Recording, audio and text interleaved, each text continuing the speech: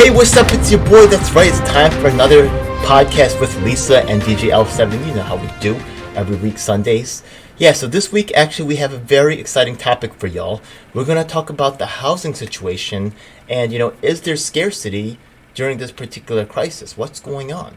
So right now, our first topic is housing, and when we talk about this, now I hang out with some people that are like to have a discussion about the scarcity mindset versus the abundance mindset.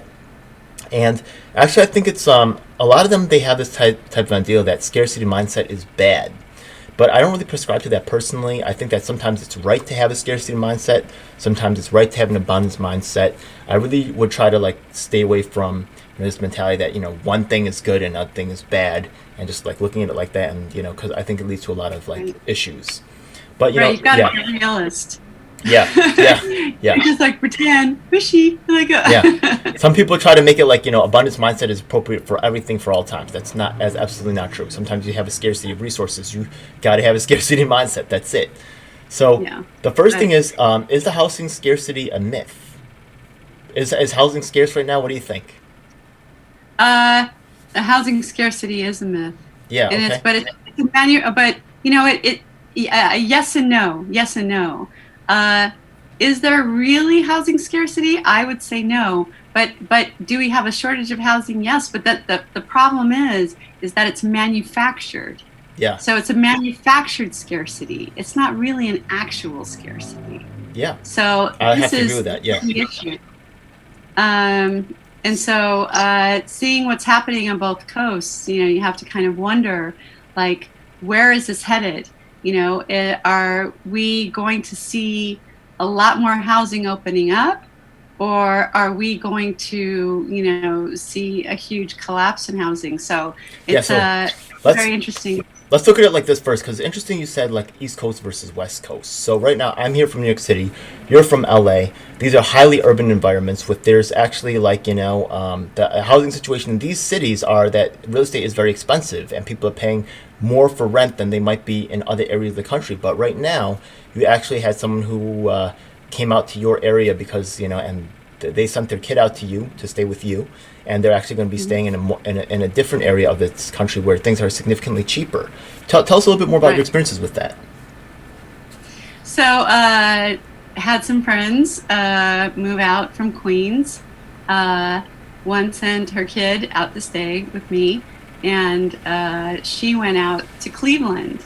And so we're talking about neighborhoods where you can get a 4-bedroom, 3-bath home for anywhere from $20,000 to $40,000, and that's even so. In some areas, it's a really high end, and for someone who lives in Southern California, that's almost like that's almost like a complete fantasy. You can't even imagine what.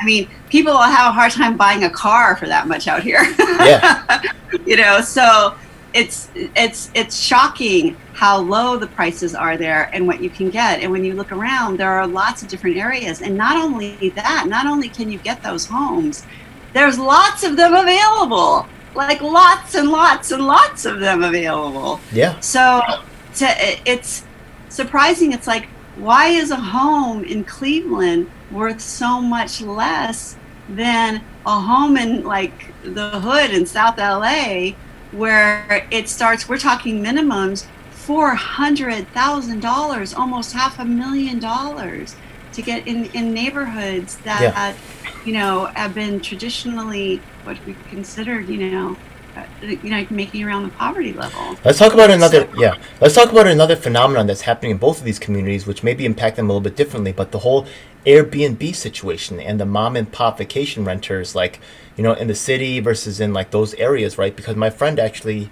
has some of those properties in Newburgh, right, where he actually has a bunch of Airbnb type situations going on, some short-term, middle-term, longer-term renters. What do you think about the difference in that particular marketplace? Airbnb is a West Coast operation. It's based out of San Francisco and has a lot of bases out here in Los Angeles, and they just recently laid off basically a third of their staff worldwide. Okay. And some new statistics came out showing that only a third of all of the people who rent have just one property or renting just one room. Another third are renting two places, 2 to 25 units. And then the next third is renting 25 or more units. Yeah. So we're not talking like a tiny operation. We're talking people basically running hotels, throughout these sort of like manufacturers. So you have people purchasing homes, purchasing buildings for the churn of basically short-term housing. Now in Los Angeles, the community here, because we have the film industry is such a huge community and the tech industry is such a huge industry. In fact, Google is moving down to Los Angeles. They basically bought a mall, an enormous mall that there used to be a Macy's and a Nordstrom's, and they're building the whole thing out just for Google. And that's in the center of the city of Los Angeles. Yeah. But, this is, so tech and media are really taking over even more than they were. And it's just goes to show you that people are really catering just to that demographic, but not to the people who live here who have regular jobs. Okay. So with that huge segment of people transferring maybe to people who live here more long term, we're going to see a big change. And I'm not really even sure where that's going to go. All I just know is that huge segment of the housing market, which I would have actually argued in the past, hey, these are just like mom and pop places. These are just people who are trying to get by because of the last downturn. And, these people are in their 50s. They own a home. They don't want to lose it. They're renting out a couple of rooms. You got to let these people be able to do that. And while I still agree with that, owning 25 units or more, 25, 50, 100, 200 units, that's a conglomerate. That's not mom and pop. Okay, it's kind of like a mixture thing too, though, because the thing is that when they own these 25 units, right, if they're spread across different properties, right, if you're owning 50 to 100 units in one building, then basically you can open up a hotel. Why would you cut in like Airbnb into your percentage of your operations if you have your own whole entire hotel system, or your own, like, you could just say, like, we have like we own all these units across these things and have your own website and have people guide there. But Airbnb, because of the short-term rentals, can theoretically make more money, right, because you can charge higher rents. Whole people built their business models, and maybe even their futures. Like, there's a lot of like people who are like, experimenting with real estate flipping. Actually, I think my friend was actually kind of like in one of those number. He bought several properties, and he had planned to actually use Airbnb as a business model, almost like an Uber type thing. That's and right. those people are just like the Uber people got screwed. These people are about to just take it real hard. It's going to be brutal.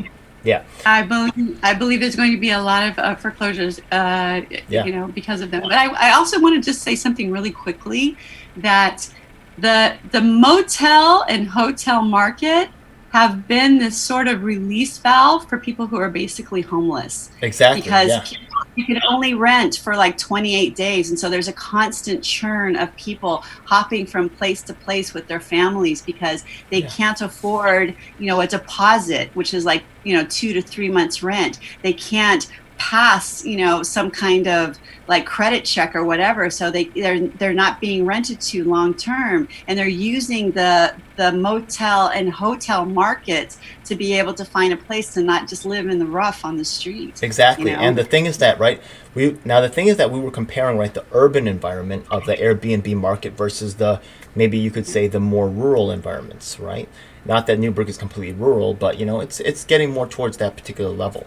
So the thing is that a lot of these real estate, I guess you could say, like, mini developers, right? They're there looking for communities that are on the come up, communities that were down before, that are ready to come back up, trying to make their investments. And honestly, the property prices in Newburgh tripled in the last couple of years. So my boy basically did real good for himself. But we can see that this whole thing, we're going to lead to that later. I don't want to reveal like the end of what we're really going to, because we had a little pre-show. I got news for your friend. Yeah. I think that we may see a drop of anywhere from 50 to 75% in housing values. Yeah. So a place worth $1 million may be worth only $300,000. Now the fact that like places like in the next 5 to 6 years. Yeah, the fact that Google and Amazon have looked at urban centers, right, as places to set up their operations, places to work, right? And they're looking to make bigger investments in these opportunities. Not sure if they're still going to move forward with these things, but it would make sense because there's a lot of infrastructure like transportation there, transportation That's hubs. it. That's the things what that it is. that's exactly what they want, right? Plus, That's it's more what they efficient want. because of a smaller and More people. They look at their revenue, and they're getting most of their revenue from these like urban centers. Yeah. You know. So I think that People those Airbnbs, those transient, those people who are working for a short time, who are coming into work, like maybe they want to work there for a week and then on the weekends go back to their communities and spend it with their family, friends, whatever, in a cheaper real estate neighborhood. It seems to me like the Airbnb in cities will do better, and the ones in the rural areas will really suffer like more than the ones on the inner cities. That's just my guess, though. What's your particular take on that particular right? How will this affect people in those markets? What do you think? You think that I think the people. I think the Airbnbs in the city will be better off than the Airbnbs in the rural communities, because the rural communities, right? The city people want to just go for a getaway in the country. Yeah, they might rent there, but honestly, I think everybody's kind of washing their wallets now, so there's like less vacations going on, right? And also the people who are ultra rich, right? They don't have to necessarily go to these Airbnbs. They can go to the fabulously well, right? People who just don't care. They already have the palatial estates, or they can go to those they can go on those special retreats, like those more further away hotels and motel. Not now, they're not going to be staying in a hotel motel. Airbnb are almost like hotel motel, kind of like there are some higher end Airbnb things that exist too, and that market will also stay intact. But I think Airbnb is really to cater more towards. Maybe I'm wrong in this, right? Maybe their business model will change, but I think it's more for people who are like looking for cheap options to stay in versus a regular hotel. That's what. Speaking to Los Angeles, maybe, and specifically West Coast in general, I see a lot of very high-end foreclosures. The thing is that the banks aren't making this public, because if there's one big high-end, we're jumping ahead to when the rents. We're jumping ahead. Yeah. But that speaks to what you're saying. So for instance. There's kind of like a little mountain community where people go skiing about 2 hours from LA called like Big Bear, and Big Bear Lake, Big Bear Mountain, and people go there to go skiing. It's like, in the West Coast, we have the luxury of driving to snow and then driving out of snow. So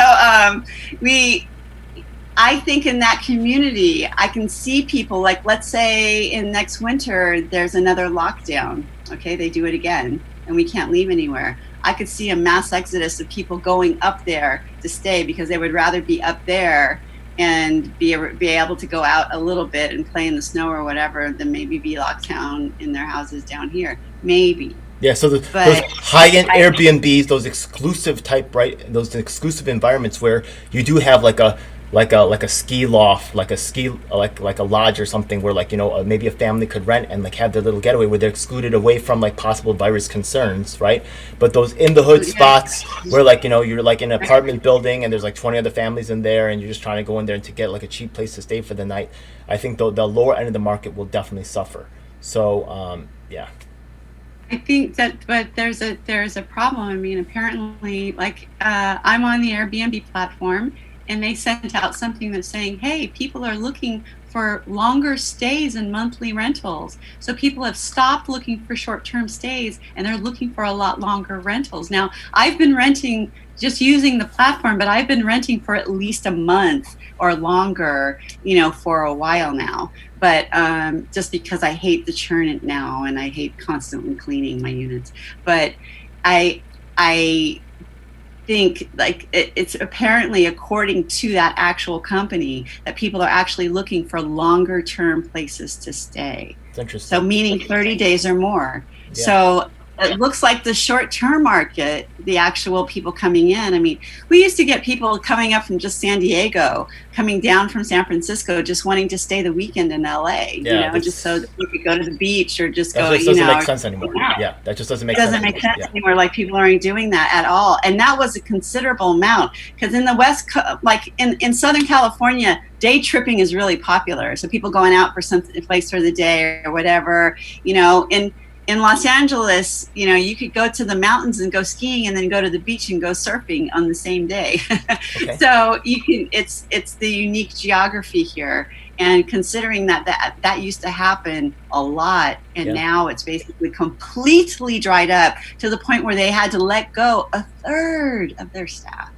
So when we compare about like who's really affected by this particular housing crisis, I guess you could say, in my opinion, it's really the middle class that gets whacked the worst by this particular thing. They're the ones who made investments in these Airbnbs to try that as a business model to really expand out. They had the money to invest in maybe like, converting their homes and making these little changes, to try to rent out these properties. Us poor people, we're always living in the dirt, so it doesn't really matter to us. We'll still be in the dirt, you know what I mean?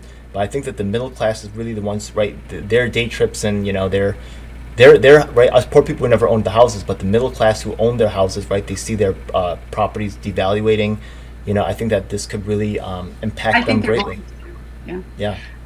You and I differ in that you're not making a distinction between different levels of the middle class. I definitely make a distinction between the lower middle class and the upper middle class. But yeah, the upper middle class is gonna hurt big time, because you got to be a person of means to own property in either New York or LA. You got to be a person of means. Even in the country as well. Remember, I come from the poor background, so if you got two places to live, like, you already like so G'd up, like I can't even imagine that shit. You know what I mean? Yeah. If you have two places to live, if you got two places, you ball. Going to Cleveland, Cleveland, get a house for $20,000. You can get a house for $30,000, a nice one. That's beyond my, like, I don't even dream of that shit. Like that's way beyond. That's beyond a dream for me. That's beyond a dream for me. It's kind of like wow. Okay. So So yeah, like the fact of the matter is that the middle class is really going to get hosed here. I think the high class, they'll be able to come in and sweep in these properties when they go under, or when they, I think there is a, we'll be talking about that later about like how it's impacting the market. And then doing what? Yeah. And then that's the interesting thing. So what you have are places like BlackRock and all these conglomerates. During the 2008 downturn, what they did is they started buying up all of these distressed properties and buying up all of the things, and then they turned them into giant rental, like basically concerns that they then kind of incorporated and then put up on the stock exchange. And so they, but even then they were having trouble making the metrics, of like the amount, because the people who rent or, who lost their houses and then had to rent, they didn't have the money. Yeah. And the rent freezes. You have to wonder, are they going to do that again? And if they do, what are they going to do? Because they're just going to run into the same problem. Why wouldn't they? They absolutely would. Well, why wouldn't they? It's already been proven to work. And so now that people have had like 10, 12 years of this downturn, that for some people, like, it was a blip and then went back up again, and others, it just stayed rock bottom since that period of time, and they never came up during this period of time, then what's going to happen to them? Are they going to move back into the neighborhoods that they're from, like Cleveland, like, different places in Ohio, or different, Kansas, or wherever they may be from in different areas of the country? Or are, they're just going to wait it out, in their cars or else here, hopping from place to place? Or is everything going to actually fall? What's going to happen? Because when we're talking a domino, when we're talking a case of a domino effect, we're not just talking about like regular peeps. We're talking about corporations. We're talking about banks. We're talking about a repeat of what happened in 2008. Okay, that makes sense to me.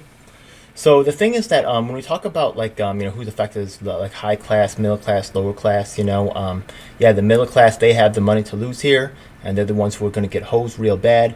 Now let's go into talking about like how this actually affects like some of the so-called upper class as well, because you can't be owning 100 buildings and considering yourself middle class. I'm sorry.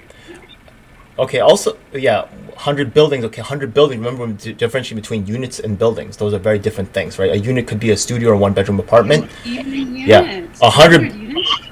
100 units is big, right? But if you own 100 buildings, you're on another class, right? Okay, 100 buildings versus 100 units. 100 buildings is much larger than 100 units to me. Yes. Yeah. And we're talking, that's at least a third. That's at least a third of the entire city, not even talking about people who are on the platform. I mean, because I could even say like people who own, like this discussion we had earlier, someone who owns 25 units could technically be in the middle class. Yeah, because You're, if that's all they do, and they're really making like, no, you're upper middle class, okay. and you're saying that they could just be average Well, folks. remember, Like, I'm just saying, if there's someone who just makes 3,000 a year off of each apartment, you know what I mean, and that's all they do, and they have 25 units, and that's making them $75,000 a year. That's a pretty, median income right there. You know what I mean? It's double the median income, 35, but they're considered as upper class can be considered 100,000 up. You know what I mean? Or maybe more. Yeah. the numbers that have happened, the amount of growth. I mean, can't speak for New York, but speaking Right. for Los Angeles only, the amount of growth within the past, 3, 5, 3, and especially 3 years in rents has been astronomical. I mean, we're talking about 50 to 100%, like going up by half to doubled. Yeah. Of what people are paying. It used to be you could easily find a 1-bedroom apartment for like $1,500, and that was not that long ago. Now we're talking about 2,000 minimum, or 2,200, 2,500, 3,000. That's Okay. crazy. We've never seen that out here. Well, we'll go more into that when we start to talk about more like the financial aspects of it. But right now we're talking about like who's affected by this. So, yeah, actually, it's interesting because there's other ways that the middle class gets impacted by this. And actually, this goes on to our next topic, is in talking about like if states go into recession, what happens to housing, right? Because Exactly. like there's other like factors that come into play here. For example, right? I'll let you kick it off, right? So how does the government involvement with this whole situation? Like, what do you think about that? Well, this is one of the domino tips. You were calling it a bubble. I like to think of it more as like a kind of a set of dominoes. We're talking about from the okay, yeah. Well, yeah. I guess we might have to get into the economics of it then. Yeah, because that does impact it. But how a property gets evaluated is, particularly if you have units to rent, is by the amount of rents. I just want to mention here that Lisa has special experience with this because she actually worked in foreclosures. So she actually has like more than the average person's knowledge on this particular set of stuff. This particular aspect of yes, I worked in, right. I worked in foreclosure defense, and I've also been through real estate school, and I used to do analysis of mortgage documents. So for attorneys. And so people who are in lawsuits trying to save their homes. So when you do an evaluation of a property, you generally use rents as a way to value the worth of a property, particularly if they have lots of rent. With a current temperature of 63 degrees Fahrenheit. Did you hear that? Sorry. Is that your, yes, I hear that. So when you lower rents, what you're doing in effect is lowering the value of the property. When you lower the value of the property, that property then pays lower property taxes. Yeah. When you lower the property taxes, that means cities, municipalities, counties make less money. And that's what I talk about, that sort of domino effect. So when you have things tick down. So that's also, it also goes to a reason, is that how come counties and how come cities haven't been doing more to make things affordable? They haven't been capping certain things. What they've been doing is basically saying, oh, we'll give you some rental assistance. Oh, we'll give you some housing. Why? Because high rents means more money in public coffers. And they don't want to turn down that spigot. But the thing is, there's this domino effect of people not being able to afford it and then moving out of the county. So we've been actually seeing an exodus out of Los Angeles County. We used to have over 10 million people in Los Angeles County. We're now under 10. Yeah, actually, and there's something that we talked about earlier that I want to just make sure that we stick in here. So the fact of the matter was that, like, besides like some of the other policies that we said, like the government, and this is very interesting for us to talk about, because you can see that the system, right, is self-perpetuating itself in a way that is not sustainable. So before, right, like one thing that you said before was, yeah. So you see like these signs, right? You said we're talking about in LA, where like they're offering 2, 3, 4, 5, maybe even 6 months for free, basically lowering the rents in a way, but on paper they're still able to remain high, and they're able to still, right? Yeah. So go ahead. Exactly.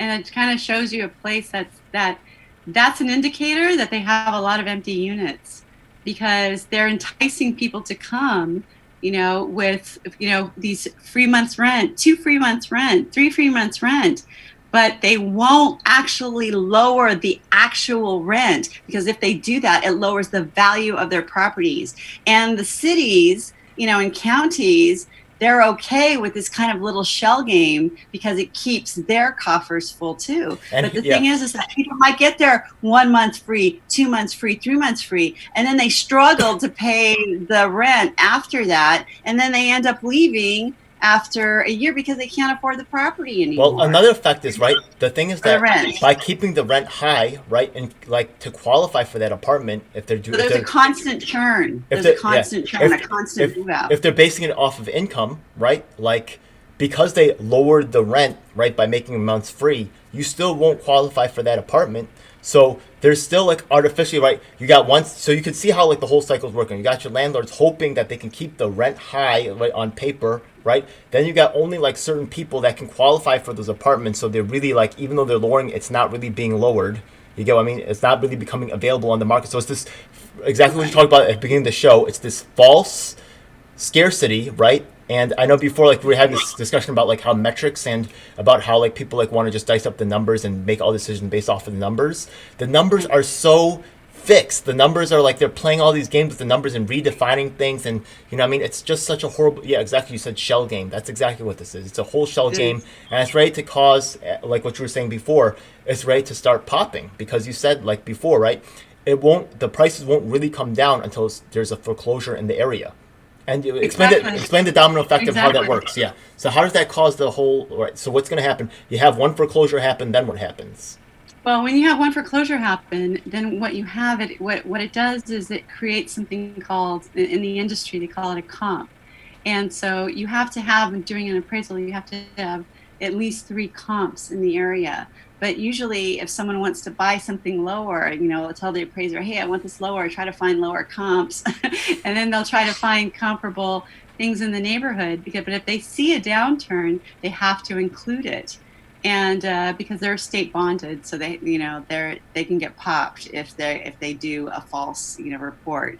So what it does is it ends up lowering an entire neighborhood's worth of properties. And so that's what I'm talking about, a domino effect. Because and then one not just one property goes down, it depresses the prices of all of the properties. And then people start to see that their value went down. They're trying to sell, and it causes people, when it turns into a buyer's market, people start to hey, come on, you're going to haggle, right? Yeah. If you're a buyer, you're going to haggle down. You're going to say, hey, I'm going to buy this. 10 minutes later, the property's going to go down. I want this much off. I want that much off.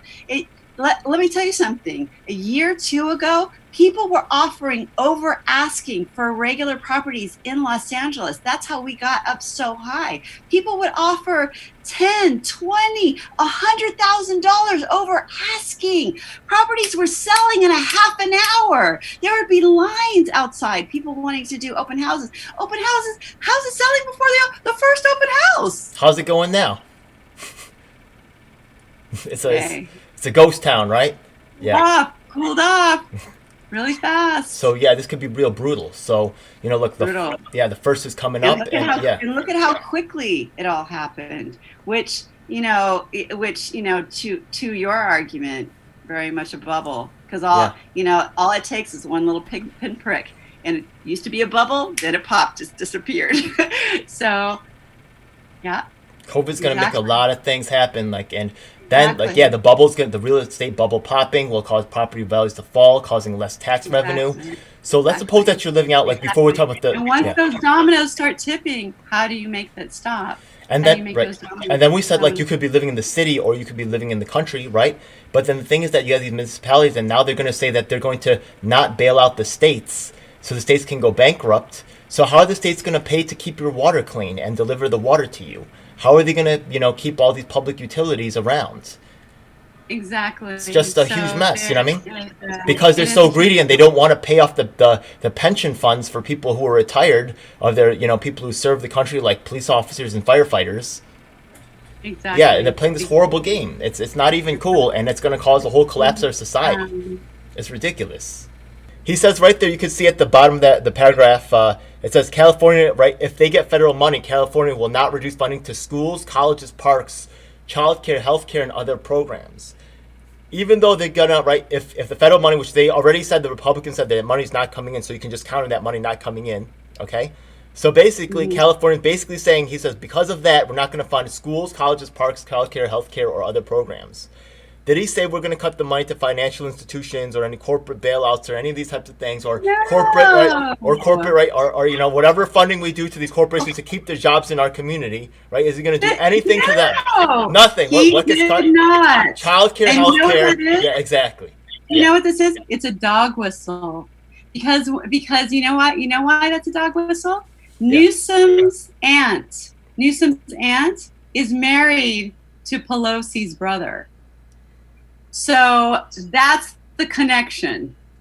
And it's going to show, hey, you got to, funnel some money our way, or we're going to do this, or we're going to do that. Well, the priorities are clear, and it's so. But they have no chance of losing a blue state. So are we going to get it? Will we not get it? We don't know. The priorities are clear. Pelosi doesn't give an F about the black community. We're constantly being used, and we're constantly turning around and getting kicked in the teeth. She likes chocolate. She likes chocolate ice cream, though.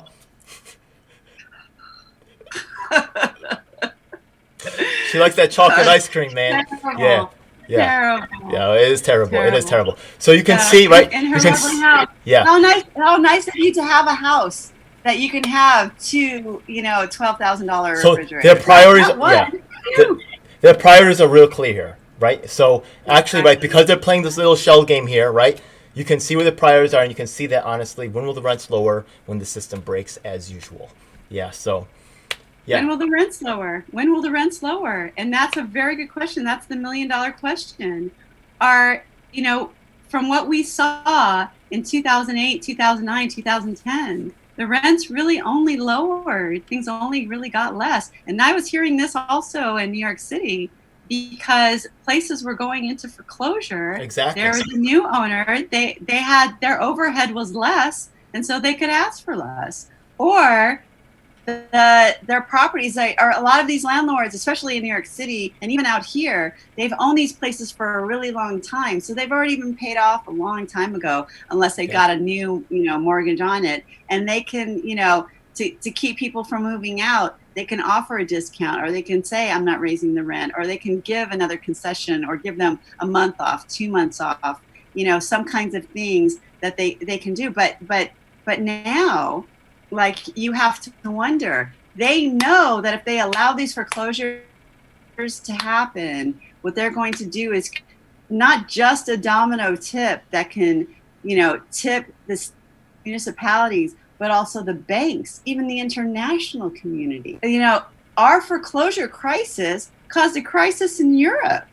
So we're wondering, is that going to happen again? Absolutely. And so it's absolutely going to happen. Will they lower the prices in order to keep people from moving out and moving away, from emptying out the cities? Well, remember also that this problem, right, this COVID thing is happening worldwide. So what we're talking about, housing happening here, is going to happen everywhere.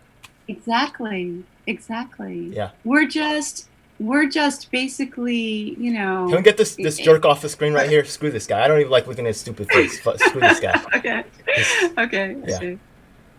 I appreciate that. Yeah. So you can, just given that bit of information, you can see how he's being set up and groomed to be kind of presidential candidate material. I could tell where his priorities are, and his priorities aren't on my side. If someone's watching from the Midwest, or someone's watching from other parts of the country, or even New York, and think like, why the hell should I care about California? You may be looking at your next president. That guy's a real got trick. Those connections already. Yeah, he's like freaking. So you have to understand that he made these cuts. He made these cuts to the most vulnerable things. He made these cuts to the thing that hits, communities who are poor the most, education and health. Hey, look, we said that. So, hey, thanks a lot. I think this was a really great episode. Thanks for tuning in. I'm sure you guys put your comments below. I'm sure this is a hot topic, this housing thing. Nobody else is really talking about it yet. We're on the forefront of this. Happy to bring it to you. But come the end of the month, come June first. It's all people are going to be talking about. If you have topics that you want to talk about, put it on the thing below. We're getting here every week, yeah? So thanks again for checking out. God bless. East Coast, West Coast, baby. That's right. It's a tag podcast. Here we go. See you on next week, all right? All right. Peace. Bye-bye. These videos are independently produced and funded, and your support is deeply appreciated. Liking the video and subscribing helps the channel, and ringing the bell icon will keep you notified as to when we upload new content. You can also check out our other social media platforms. We'd love to hear from you. We also have our event calendar, links in the description. On our Reddit, you can come in and get on the conversation and check out some of the memes. Like and share, it really helps us in the YouTube algorithm. Every week on Sunday, we have a live online meeting where you can join us in working to create and nurture the change that we need. I'd like to invite you to check out some of our other videos. Until next time, may all your actions bring you success. Stay focused, stay strong, and reinvest in yourself as well as your community. Together, our efforts can be greater than the sum of the parts. The power is in your hands. Thanks for watching.